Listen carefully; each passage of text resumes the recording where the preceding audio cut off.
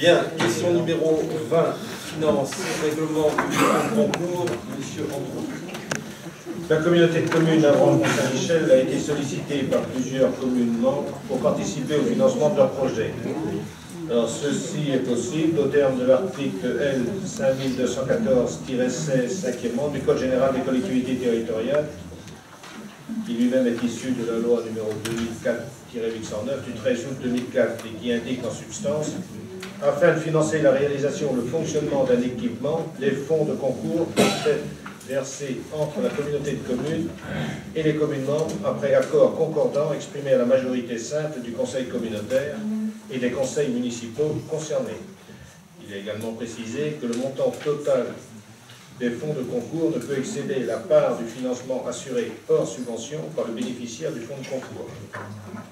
L'attribution d'un fonds de concours est subordonnée à la reconnaissance de l'utilité dépassant manifestement l'intérêt communal d'une opération. Alors, le règlement annexé à la présente délibération détermine les critères d'attribution des fonds de concours. Schématiquement, il est proposé d'inscrire chaque année au budget général une enveloppe globale de 100 000 €. La communauté de communes interviendrait à hauteur de 15% du coût projet hors taxe, avec un plafond de 30 000 € par opération. Les crédits non utilisés une année ne sont pas reportés l'année suivante. Il est également précisé que les fonds de concours sont limités seulement aux opérations d'investissement sur le patrimoine historique des communes. La commission des finances, qui s'est réunie le 20 mai dernier, a donné un avis favorable. Il est donc proposé au conseil communautaire d'approuver le règlement de fonds de concours annexé à la présente délibération. Merci. Avant d'ouvrir le débat sur ce sujet, je voudrais rappeler que la procédure des fonds de concours prévue par les textes, prévus par la loi, sinon on ne pourrait pas y recourir. Et la seule possibilité qui nous permet d'échapper à la répartition des compétences entre les collectivités. Ce qui veut dire que, par principe, une collectivité, en l'occurrence la collectivité commune, qui n'a pas une compétence sur un sujet déterminé, peut néanmoins intervenir sur ce sujet-là, au profit d'une autre collectivité qui, elle, a la compétence, par voie de fonds de concours. La loi précise, je l'indique pour que ce soit bien clair pour tout le monde, la loi précise que les fonds de concours ne peuvent être accordés que pour des opérations d'investissement et pour le financement du fonctionnement lié directement à cet investissement.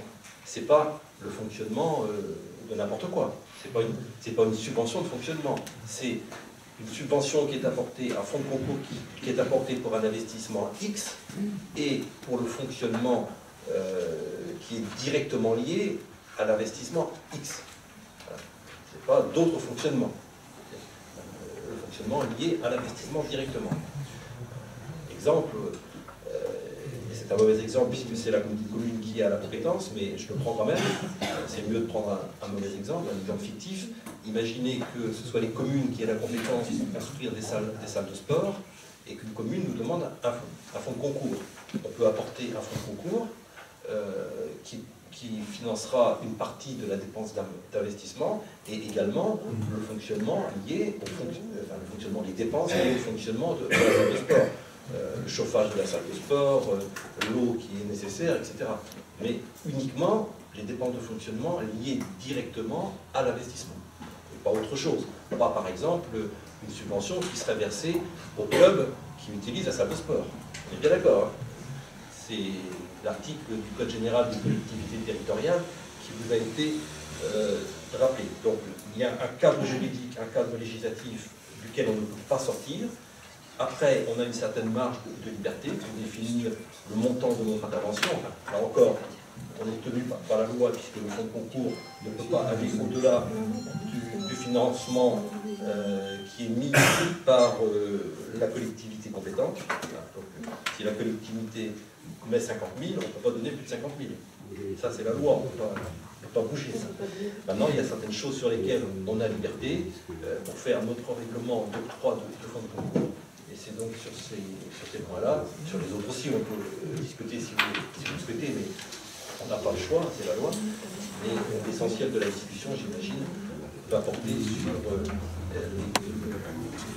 le règlement d'octroi 3 de notre fonds de concours. Qui souhaite la parole?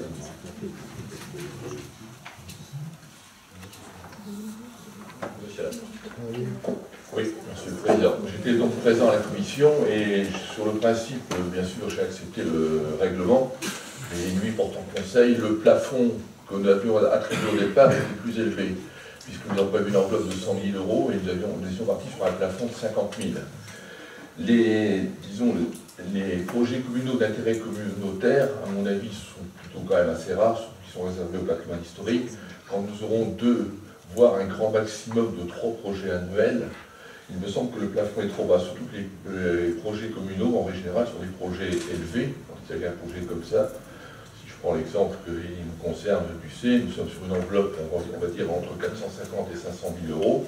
15% sur 450 000, c'est 60 000 €. Ramener un plafond à 30 000, on n'est plus qu'à 7% de la proposition. Il me semblerait, et s'il n'y a qu'un seul projet annuel, ça veut dire qu'on met une enveloppe de 100 000 et en fait on n'utilise que 30 000. S'il y a 2 projets, on est aussi à 60 000 maximum. Moi je proposerais de remonter le plafond sur une enveloppe, disons, qui s'approche au moins des 10% par rapport aux 15%, c'est-à-dire environ 40-45 000. Si, est-ce qu'il y a d'autres interventions? Voilà, le règlement qui vous est proposé là est issu des travaux de la commission des finances. Je le rappelle, je vous dis pour que les choses soient bien claires, à titre personnel, mais à titre personnel, j'avais pensé à d'autres conditions qui ne sont pas fondamentalement différentes, mais qui sont un peu différentes quand même. Mais moi je vous présente, comme c'est normal et comme c'est l'usage. Donc comme c'est l'usage et comme c'est normal, la proposition de la commission des finances. Oui, vous présentez le concours comme une marge de liberté qui nous est offerte pour justement financer les opérations. Donc j'ai 2 questions. La définition du patrimoine historique de la collectivité, je veux dire, le fait de choisir d'entrée que ça touche le patrimoine, alors bon, voilà, on faudra peut-être être d'accord sur la définition de ce patrimoine, hein, présent et à venir, et puis pourquoi s'enfermer dans ce domaine, en sachant que dans un passé assez récent, des questions étaient posées en termes d'investissement dans d'autres domaines. Donc là, ça c'est ma première question. Et puis c'est vrai que je rejoins un peu la question qui a été posée. Ça veut dire que, bien sûr, on ne doit pas faire attention aux finances, mais comme cette marge de liberté nous est offerte, bien sûr, ça tient compte aussi de nos possibilités financières. Et je dirais, fixer un montant en rapport avec les demandes des différentes communes me semble plus raisonnable que de fixer un plafond trop bas, ou, voilà, parce qu'il peut y avoir un projet une année, 2 projets l'année suivante. Je pense qu'il faut apporter une certaine souplesse à ce fonds de concours. Voilà, c'est une réflexion que Il y a 2 sujets. Hein. Le premier sujet, c'est le champ d'application. Quels sont les domaines, quelles sont les matières concernées, quels sont les travaux généralement concernés par le fonds de concours. Et puis le deuxième sujet est un sujet d'ordre financier. Jusqu'à combien on va. Et le plafond global et le plafond par opération. Voilà. Donc c'est là-dessus que vous avez bien entendu toute l'attitude pour intervenir, proposer, suggérer. Bon, après, il y a les impératifs financiers de la commune également. Hein. On indique. Hein. Il ne s'agit pas non plus qu'on dérive.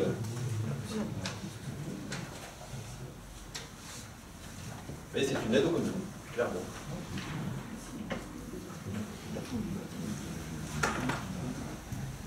Pas d'autres interventions? Oui, M. Pubou. Oui, donc en fait, je ne sais pas si j'ai bien compris, quel type de travaux peuvent être sollicités pour obtenir ce fonds?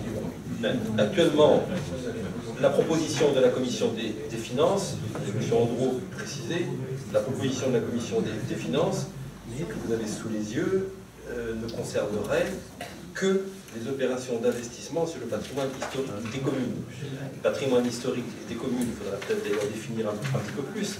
Voilà, patrimoine historique des communes, pour moi, ça veut dire obligatoirement, parce qu'il faut bien se référer à quelque chose, patrimoine inscrit ou patrimoine classé. Parce que sinon, patrimoine, tout le monde va dire ça c'est du patrimoine. Voilà. Donc, il ne suffit pas de dire patrimoine historique, ce n'est pas une définition suffisamment précise. Donc, il faut qu'on précise cette définition-là. Monsieur Nicolas. Oui, la discussion avait surtout... Alors, monsieur Andro, oui, pour préciser, puis monsieur Nicolas. Oui, donc effectivement la discussion avait été assez longue à ce niveau-là pour savoir sur quel patrimoine on intervenait. Donc là, c'est vrai qu'à la réflexion également, après coup, je me suis dit patrimoine historique, c'est un peu restrictif quand même.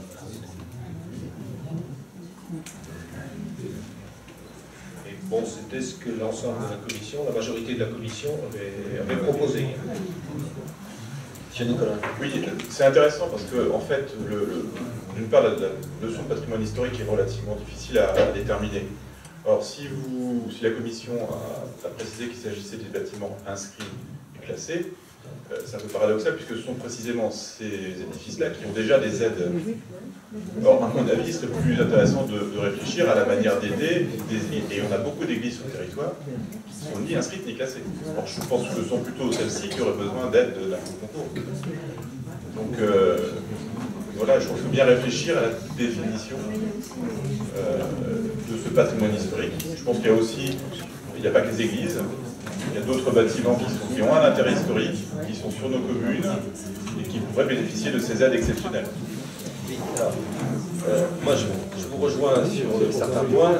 Le fait de dire que précisément le patrimoine classé ou le patrimoine inscrit bénéficie déjà de subventions. Ceci étant, on peut aussi dire, tout est compliqué, on peut aussi dire que les interventions des communes sur ce patrimoine classé ou inscrit qui bénéficient déjà de subventions coûtent quand même très cher et que, après tout, on peut ne pas s'interdire de rajouter encore une subvention existante.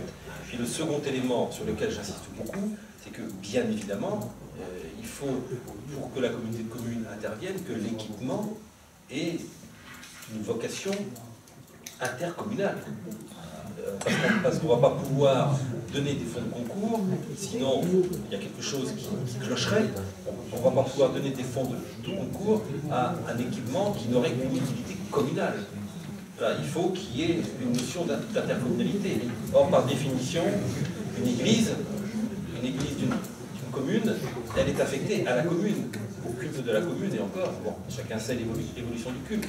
Donc, il faut faire attention, hein, ce sont des équipements d'intérêt intercommunal. Alors, j'ai monsieur le neveu et madame Bruno. Oui, moi j'étais à la commission, les travaux de la commission, on ne voulait pas, dans l'esprit, par exemple, lancer une salle polyvalente ou une salle de convivialité qui n'a qu'un intérêt communal. Et pour le patrimoine historique, pourquoi on a mis ça comme ça? C'était dans l'intérêt aussi, puisque la communauté de communes a l'option tourisme. La communauté de communes pouvait apporter un fonds de concours pour une commune qui a effectivement un intérêt touristique. Ça peut être, on va citer par exemple le château de Ducé.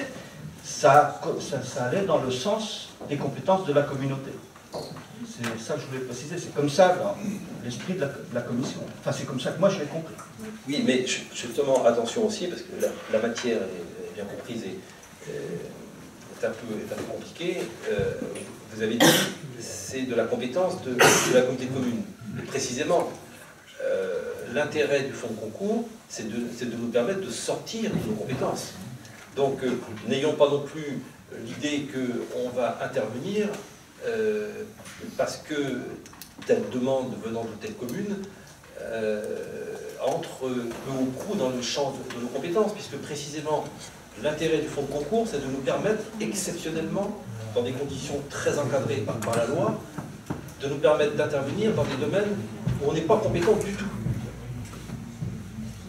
Il faut aussi penser à ça, parce que sinon, le fonds de concours perdrait beaucoup de son intérêt s'il ne nous permettait pas d'intervenir dans des sujets, dans des dossiers sur lesquels on n'a aucune compétence.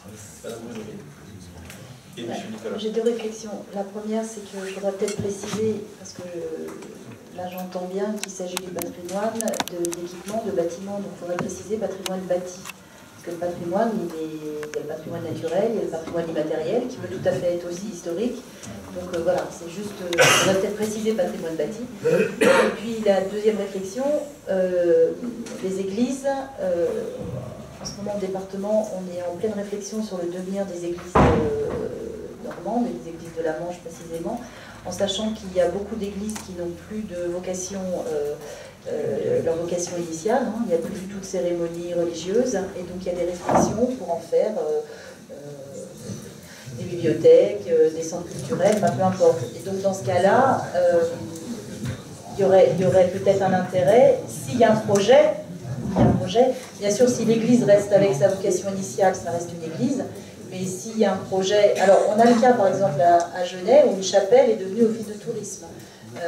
Voilà, il faut bien qu'on définisse, à partir du moment où il y a un intérêt communautaire, il faut bien qu'on définisse quel est cet intérêt communautaire. Mais la chapelle qui devient office de tourisme, on retombe dans nos compétences. Pour partie, en tout cas. Monsieur Nicolas. Monsieur Nicolas, monsieur Lenné. Des observations, je pense que certaines églises, pas toutes, ont une vocation communautaire dans le sens où ce sont des atouts touristiques incontournables. On ne va pas en citer, enfin toutes les citer. Saint-Loup, par exemple, une église qui a une vraie valeur patrimoniale, architecturale, qui pourrait faire l'objet d'aide, même si elle est inscrite et par conséquent on bénéficie d'aide. Ensuite, par rapport à la définition, je pense que patrimoine bâti, ça me semble excellent. Moi, je ne mettrais pas historique. Patrimoine bâti, ça laisse un peu plus de marge. Et préciser dans la définition l'intérêt communautaire qui va prévaloir. Je pense, je mettrais. Monsieur Lenné, puis ensuite il y aura monsieur Trochon, ensuite madame Théo, monsieur Tourpetit, donc monsieur Lenné. Oui, vous avez très bien fait, monsieur le Président, de rappeler la réglementation générale. On est limité à l'investissement. Donc, moi, il me semble, pourquoi encore limiter l'action de concours? Moi, je pense qu'il faut que la communauté de communes conserve ce quart d'une marge en fin d'œuvre. Donc, la limitation à l'investissement est déjà une limite suffisamment intéressante. On se limite effectivement au bâtiment, au qui est bâti. Après, que ce soit historique, est-ce qu'on ne peut pas se limiter de manière beaucoup plus globale à tout investissement sur l'immeuble bâti? Et puis après, à la communauté de communes, de faire des choix en liberté. Merci, monsieur Trochon. Donc, moi, je voudrais rejoindre M. Nicolas sur les églises. Donc, tout d'abord, je voudrais vous rassurer, M. le Président, je ne vais rien vous demander pour mon église, qui est donc de compétence communale, parce que cette église a été entièrement restaurée entre 2005 et 2008, et la commune a mis pour 450 000 € de travaux dedans. Donc, je voudrais simplement faire la remarque que cette église, donc, bien sûr, sert pour le lieu de culte, mais il passe beaucoup plus de monde à venir visiter cette église où les boiseries sont entièrement classées. Et je peux vous assurer qu'avec le site de la Grotte du Val, que beaucoup d'entre nous la connaissent, et la table d'orientation, il y a 10 fois plus de gens à venir à l'église dans le domaine touristique que dans le domaine religieux. Donc voilà, je voulais juste faire cette remarque-là par rapport aux églises.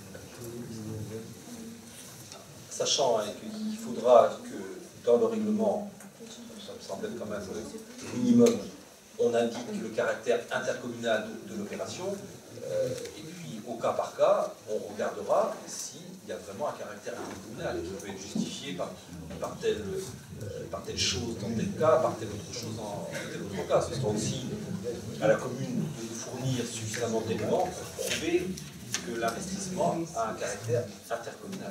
Et puis la commission qui sera constituée, ou la commission qui existe déjà, se prononcera sur le caractère intercommunal. Madame Théo.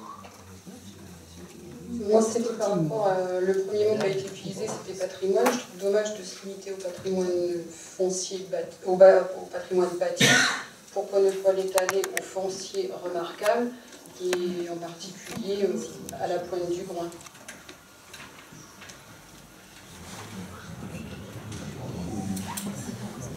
Alors, attendez, parce que j'ai monsieur Turquetti, je crois. Non, vous avez demandé la parole, monsieur Turquetti, oui. Non, je pense que si on parle des églises, il faut bien faire un distinguo entre le patrimoine de propriété de la communauté et le patrimoine religieux, ne pas entrer dans le cadre de la loi sur la laïcité à aucun moment. De toute façon, on n'agit que dans le cadre des lois, et si on s'échappait, on serait vite rattrapé par la patrouille. Hein. Ne vous souciez pas pour ça. Parce que on prend un certain nombre de précautions juridiques, mais il y en a d'autres. On ne peut pas tout mettre dans une délibération. Le contrôle de l'égalité veille au grain, ne vous souciez pas. C'est drôle, vous vouliez... Oui, pour aller dans le sens du fait que parler que du patrimoine historique paraît vraiment trop restrictif, et que je donne l'exemple, il y a quelques années, c'est pas très vieux, la gare d'Avranches, qui d'intérêt communautaire, je pense, a bénéficié d'un fonds de concours. Donc si on restait au niveau du patrimoine historique, ça ne serait pas possible. Donc je sais pas. Voilà la première chose. Et deuxième élément, est-ce qu'il faut se limiter, puisque déjà la loi permet de limiter en termes de sommes. On n'est pas sûr qu'il y ait beaucoup de projets d'intérêt communautaire avec des sommes importantes. Est-ce qu'il faut se limiter à un plafond? Comme le disait M. Laporte, moi je ne suis pas sûr, puisqu'on a déjà le plafond, il peut être lié au pourcentage que met la commune. Donc on peut aussi ne se limiter qu'à ce pourcentage sans mettre un plafond. Et on pourrait avoir du coup certaines sommes non utilisées si on met un plafond. Je parle d'un plafond en somme minimale, pardon. Je ne parle pas du plafond de la somme de 100 000. 30 000 euros. C'est Bichon. Oui, bah, je reprends complètement ce que vient de dire Philippe Droulour. Moi, mon intervention, c'était sur l'histoire de la gare aussi. Il ne faut pas se limiter complètement au patrimoine bâti et se donner la possibilité des aménagements extérieurs d'intérêt communautaire, hein, comme c'était le cas de la gare d'Avranches. Voilà, et puis peut-être que la limitation effectivement d'un montant plafond est peut-être trop restrictive aussi. Alors moi je pense tout à fait autrement, parce que à l'heure actuelle nous sommes en train de travailler sur la clarification des compétences de chaque collectivité, et puis lors de débat d'orientation budgétaire nous avons demandé un maintien de nos dépenses. Et je pense qu'on va ouvrir une boîte à Pandore et qu'on va engager de grands débats à chaque fois qu'il y aura peut-être une commune qui souhaitera demander ce fonds de concours. Donc moi je me demande si ce fonds de concours est vraiment intéressant, est-ce qu'il a lieu d'être, et je pense que, à mon avis, je voterai contre ce fonds de concours, parce que chacun a ses propres compétences et il ne faudrait pas encore diversifier toutes ces possibilités. Oui, ça c'est un point de vue parfaitement légitime. Hein. Pourquoi on fait ça? Pourquoi on vous fait cette proposition? D'abord parce qu'on reçoit, pas très souvent, ce qui est rassurant d'ailleurs pour les finances de la petite commune, mais on reçoit de temps en temps des demandes de participation de certaines communes à des investissements qu'elles souhaitent faire. On regarde si on est compétent d'une manière ou d'une autre. La réponse est d'ailleurs contenue dans la question, parce que si la commune a la maîtrise d'ouvrage, ça veut dire qu'elle a la compétence, et que forcément nous on ne l'a pas, donc on n'a pas besoin de vérifier beaucoup. Mais on fait quand même une petite vérification pour voir s'il n'y aurait pas dans nos statuts un moyen de raccrocher ça à un morceau de compétences que l'on a. La réponse est dans 98% des cas, non. Voilà. Les communes, toutes les collectivités locales, un certain nombre de contraintes financières, et ce dispositif-là a pour but de les aider, de soulager un peu leurs finances. Mais dans le cadre de la loi, évidemment, puisque le Code général des collectivités territoriales, j'ai indiqué tout à l'heure, nous permet, à travers ces fonds de concours, et à ma connaissance, c'est la seule procédure juridique ou budgétaire qui permettent de surmonter la stricte répartition des compétences entre les collectivités locales.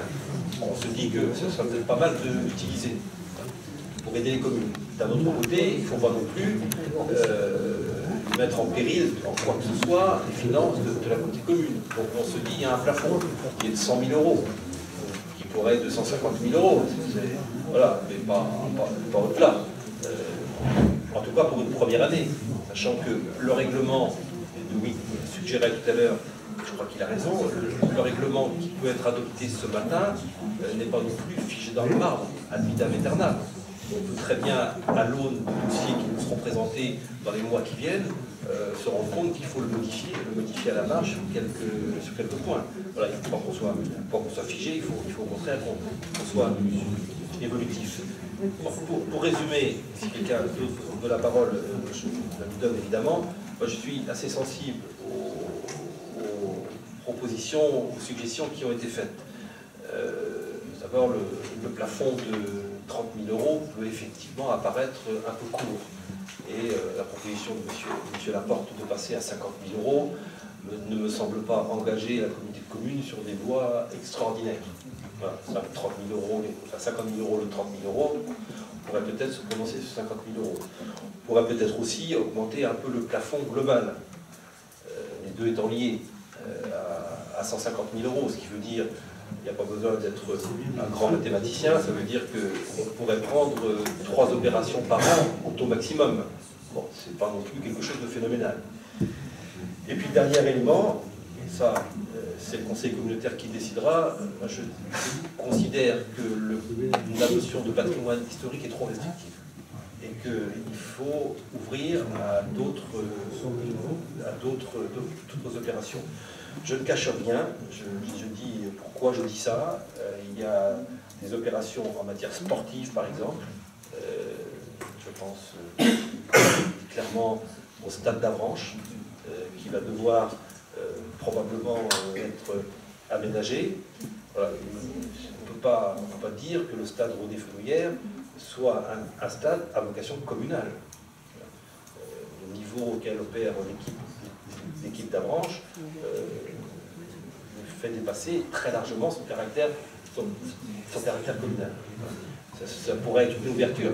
Ça ne veut pas dire qu'on financera les travaux du stade d'Avranches, puisque ce sera à vous de déterminer, à nous de déterminer quelle opération on choisit, quelle opération on prend. Mais si dans la définition, si dans notre règlement, on limite au patrimoine historique, là, ça pose quand même problème. Sachant que ça ne nous engage pas extraordinairement, on se fixe un plafond global qui pourrait être, du coup je vais modifier un petit peu en tenant compte des avis des uns et des autres, qui pourrait être de 150 000 euros au lieu de 100 000 euros, qui pourrait être de 50 000 euros par opération, de 30 000 euros par opération, et puis on pourrait peut-être retirer le patrimoine historique. Par contre, je crois qu'il faut mettre patrimoine bâti, parce qu'autrement on va se rendre, ça c'est Mme Brunorine qui a fait la suggestion, M. Nicolas aussi je crois, enfin en tout cas Mme Brunorine, mais on pourrait dire patrimoine bâti, et uniquement patrimoine bâti, sinon on va pas s'en sortir, ça exclut tout ce qui est mobilier par exemple, 50 000 euros de plafond par opération et 150 000 euros globalement par an. Dans une première étape, on verra bien comment les choses se passent, et s'il y a lieu de modifier dans un an, eh ben, on modifiera éventuellement, M. Nicolas. Oui, merci. Monsieur le Président, juste pour aller dans votre sens, en effet, l'appellation de patrimoine historique, on le voit bien, devient un peu bancale si on évoque la question du vestiaire et des tribunes du stade, dans le sens où on est déjà face à du patrimoine historique. C'est une architecture ancienne, de la reconstruction. Si, non mais le patrimoine aujourd'hui, on classe des usines, on classe des équipements sportifs, on classe plein de choses. C'est pour ça que le mot patrimoine se suffit à lui-même. Oui, mais Fenouillère, c'est pas classé. Non, mais il pourrait l'être. Mais d'accord, oui, d'accord, mais c'est une procédure, vous savez bien. Donc, plutôt que de se limiter... Donc on retire le mot historique. Moi, je vous suggère de retirer le mot historique de façon à ce que... mais j'ai bien compris que c'était l'idée, enfin, la proposition de la commission des finances. Donc les commissaires aux finances, toute légitimité pour faire des propositions. Voilà. Moi, j'en fais une un peu différente, mais on peut voter sur les deux éventuellement. M. Perrault. Oui, là, on débat depuis 5-10 minutes sur cette question, c'est vrai, mais par rapport à ça, donc, la commission des finances est complètement excusée, parce que par rapport à tout ce qui peut être dit, moi je demanderais plutôt qu'on reporte la question, que ça soit revu en commission des finances, pour apporter des éléments nouveaux, parce que là on parle de patrimoine, on parle des sommes, on parle de... On détricote avec la question. Quand vous dites que la commission des finances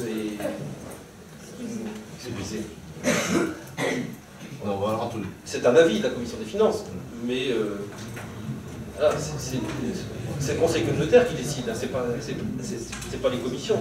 On peut très bien, justement pour éviter ces sentiments-là, faire un vote sur la proposition de la commission des finances et faire un vote sur l'autre proposition. Comme ça, les choses sont claires. Parce que reporter un dossier, on peut toujours. Je ne suis pas persuadé que le 4 juillet, voilà, on soit beaucoup plus avancé. Donc autant trancher aujourd'hui. Alors, moi ce que je vous propose, c'est qu'on fasse un vote sur la proposition de la commission des finances, puisqu'elle a le mérite d'exister. Donc, vous l'avez sous les yeux. Si on prend la commission des finances, il y a l'encadrement juridique auquel on ne peut pas toucher.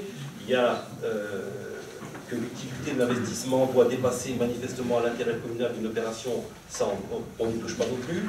C'est après que ça change.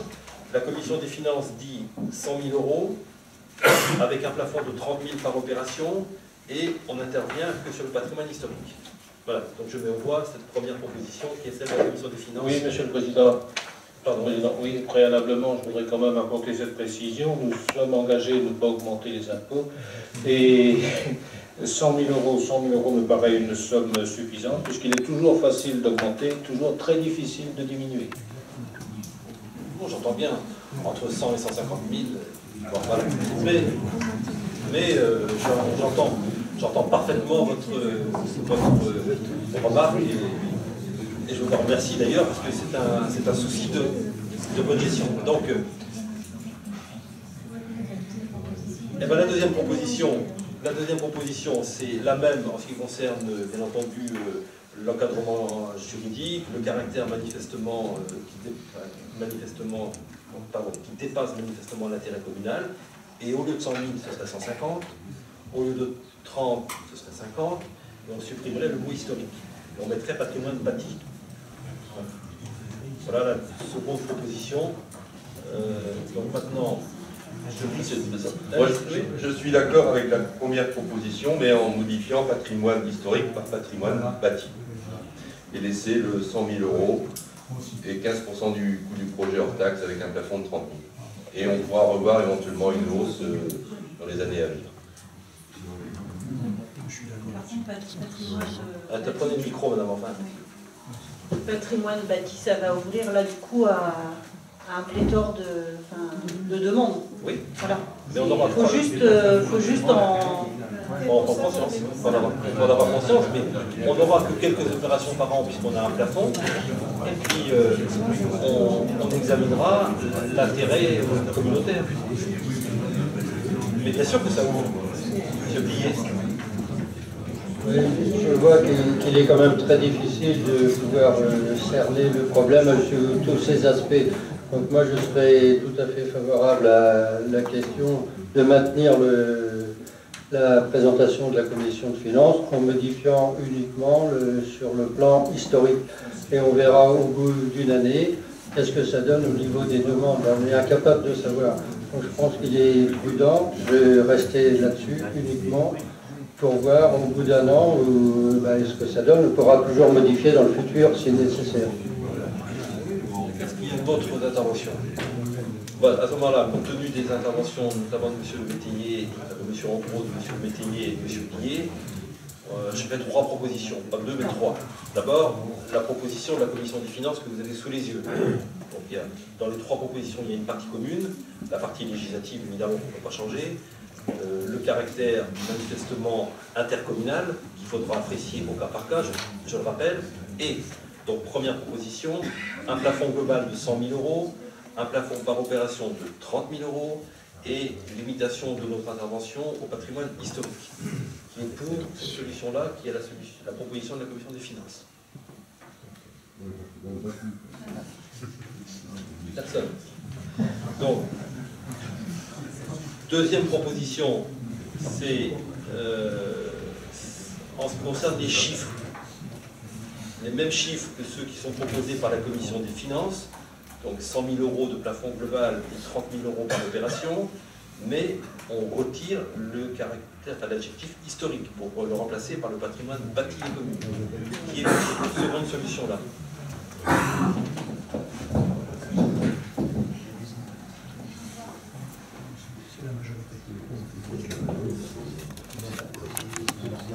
Ah oui, il y a des pouvoirs peut-être.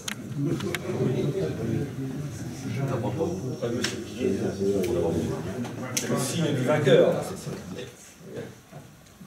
C'est la deuxième.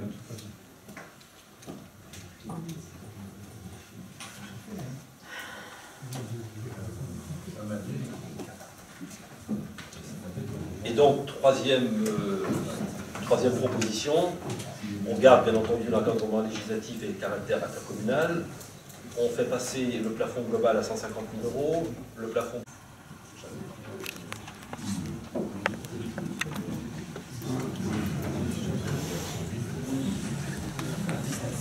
Voilà, donc c'est la seconde solution, c'est-à-dire une sorte de moyen terme. Oui, pardon. Je rappelle que j'ai voté contre toutes les... D'accord. Non mais vous faites bien, parce que pour le procès verbal, c'est important, même si on ne cite pas les noms, donc à votre contre. Et puis le reste réparti. Vous également, Madame Filleul, donc de votre contre. Il n'y en a pas d'autres, hein, parce que c'est vrai que de la manière dont j'ai posé les questions, les votes contre ont été un petit peu squeezés, comme dirait M. Perrault. Et il y a des abstentions, parce qu'il peut y avoir des abstentions aussi. Donc, 2 votes contre, et puis le reste, on donne 44 pour la première solution, 19 pour la troisième, et 0 pour la première. Donc, voilà, merci, ça a été un petit peu long, mais une série de budgets annexes, M. Andron, budget annexe de la zone d'activité de pont, ce sont des décisions modificatives à chaque fois, tu vas le dire. Oui, qui correspondent au prix de vente. Donc, afin de tenir compte de la vente du terrain à monsieur et madame Cheval, il est nécessaire de procéder à des décisions modificatives suivantes. Alors, dépenses de fonctionnement, c'est-à-dire, c'est pour l'équilibre, 80 000. La recette de fonctionnement, c'est la vente du terrain pour 80 000. Et on passe en investissement dans des opérations de stock, tant en dépenses qu'en recettes. Il est donc proposé au Conseil communautaire d'approuver la décision modificative telle qu'elle vient d'être présentée. Bon, sur cette question, je mets en voix qui est pour, contre, aucun, abstention aucune, pour, merci. Jonathan de Sartilly. Alors il s'agit de la même opération, suite à la vente à monsieur et madame Lecomte, donc d'un terrain. Donc dans les dépenses de fonctionnement, 21 000 pour l'équilibre. La recette de fonctionnement correspond à la vente de la parcelle de 21 000. Et pareil, en investissement, des opérations de stock, tant en fonctionnement qu'en investissement. Donc il est proposé d'approuver la décision modificative. Merci. Même vote. Foyer. Ah bah attendez quand même qu'il le présente. Oui, oui. On a parlé tout à l'heure, c'est la vente de terrain de la société Remade in France et Acier Distribution. Donc là aussi, il est nécessaire de procéder à des modifications. Donc vente de terrain 415 000, en recette, dépenses pour l'équilibre 415 000 et opération de stock en investissement, tant en recette qu'en dépenses. Le vote. Hein, ce sont les conséquences de ce qu'on a décidé tout à l'heure. Budget avec l'assainissement. L'ancien peu du 40, il est nécessaire de prendre en compte la régularisation comptable d'une partie de la surtaxe d'assainissement qui a été perçue en 2014 de Veolia, compte tenu du transfert du droit à la déduction de la TVA, qui correspond à 324 690 €. Veolia a reversé en 2014 à la communauté de communes d'un branche Mont-Saint-Michel hors taxe de la surtaxe d'assainissement. Or, depuis le transfert de droit à déduction de TVA, il est nécessaire que Veolia assortisse la surtaxe d'assainissement du montant de la TVA, de manière à ce que la communauté reverse cette TVA auprès des services fiscaux. Alors, pourquoi faire simple? Et il est précisé que cette régularisation est neutre budgétairement. Alors, par ailleurs, il est nécessaire de prendre en compte les subventions notifiées de l'agence de l'eau. Création d'une station d'épuration à plomb, 115 200. réseau d'assainissement à plomb 192 000, ainsi que les avances remboursables suivantes, création d'une station d'épuration à plomb 57 600 et le réseau d'assainissement à plomb 128 000 euros. Il faut donc procéder aux décisions modificatives suivantes. En section de fonctionnement, article 673, 324 690 de dépenses et en article 70 611, 324 690 de recettes. Alors en section d'investissement, 492 800 de dépenses à l'article 2315, qui se répartissent à l'article 1311, 307 200 pour les subventions, et à l'article 1681, 185 600, toujours en recettes, pour les avances remboursables. Voilà, comme ça apparaît bien le caractère de neutralité de cette décision modificative qui est pour, contre, aucun abstention, aucune. Remercie. Budget général, décision modificative. Alors, il est rappelé que nous avons voté le budget primitif le 28 mars dernier sur la base d'éléments estimatifs, notamment ce qui concerne les dotations de l'État. Il faut donc ajuster le budget afin de tenir compte du montant notifié de la dotation d'intercommunalité, qui est de plus 81 822 euros, du montant notifié de la dotation de compensation, plus 47 263 euros. Et aussi, on l'a vu tout à l'heure, de la dissolution du CIRTOM de la baie et de la vallée du Tard, soit la reprise d'une partie du résultat de fonctionnement, 420 164,88 euros, et la reprise d'une partie du résultat d'investissement, 55 052,54 euros. Et puis de la reprise du remboursement de l'emprunt, en capital 20 520 et en intérêt 3 500. Il faut également tenir compte des subventions qui ont été notifiées pour la construction de la salle de sport de Sartigny. Alors, subvention du Centre national pour le développement du sport, 450 000 euros, du Conseil départemental, 182 600, et la DETR, dotation d'équipement des territoires ruraux, 69 510. Également tenir compte des subventions notifiées pour le pôle enfance Isigny-le-Buat, le FEADER, 40 275 euros. Tenir compte également de la subvention notifiée pour l'équipement mobilier du Centre culturel de Pontorson, subvention FEADER de plus 23 000 euros. Et les compléments de subvention accordés aux offices de tourisme du Ducé et de Mont-Saint-Michel, on l'a vu tout à l'heure, 30 000 euros. Il faut tenir compte de l'enveloppe budgétaire annuelle pour le versement du fonds de concours aux communes, on est resté à 100 000 euros. Et puis de divers ajustements budgétaires liés au fonctionnement du service, plus 22 870 euros. Et enfin, de l'acquisition de tentes pour le centre de loisirs de Pontorson, il y en a pour 1 700 euros. Alors, vous avez le tableau en fonctionnement, les dépenses dont on vient de parler, et également avec un virement à la section d'investissement de 492 630, ce qui nous fait 549 000 en tout.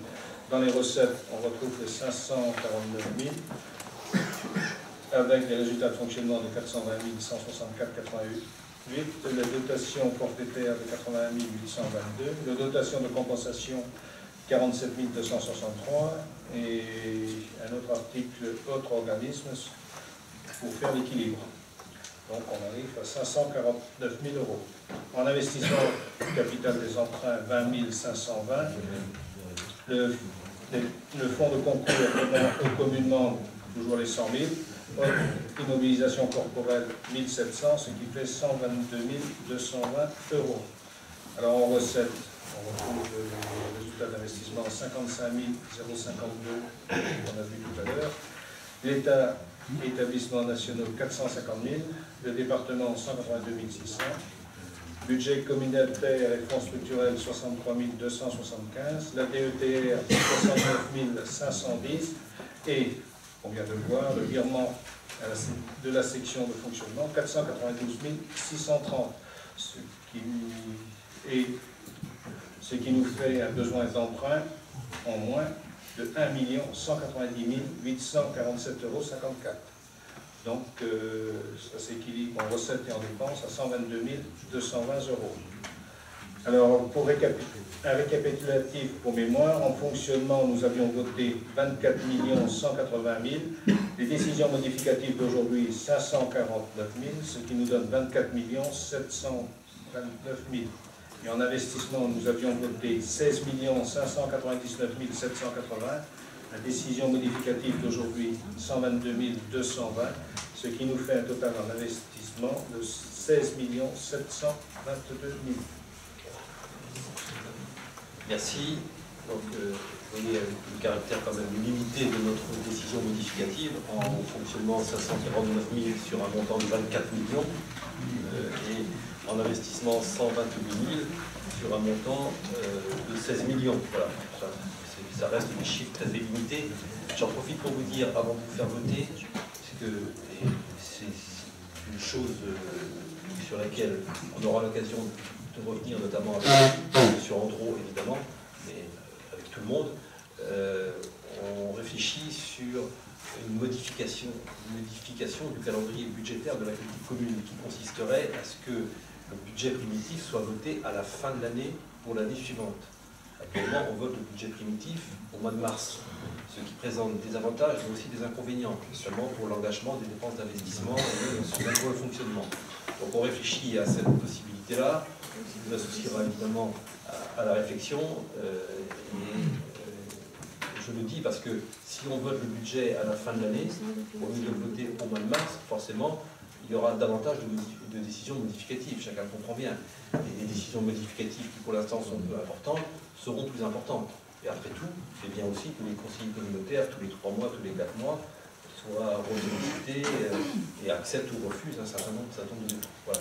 Je vous dis simplement pour prendre date, on réfléchit là-dessus, il n'y a pas de décision prise, et on aura à en reparler ensemble. Oui. Monsieur le Président. Oui, je vous en prie. Oui, alors effectivement, c'est une procédure qui se fait dans les grosses collectivités, grosses entre guillemets, ça se fait un peu partout. Et je voudrais ajouter que sur les 549 000, finalement, les 549 000 ne sont pas des dépenses, puisqu'il y a quand même un virement à la section d'investissement de 492 630 et un besoin d'emprunt minoré. Que des bonnes nouvelles. Presque. Voilà, pas d'intervention, pardon. Je mets aux voix qui est pour cette DM, contre, aucun, abstention, aucune. Je vous remercie. Question numéro 26, salle de congrès de spectacle, réalisation de l'opération et choix du site, madame.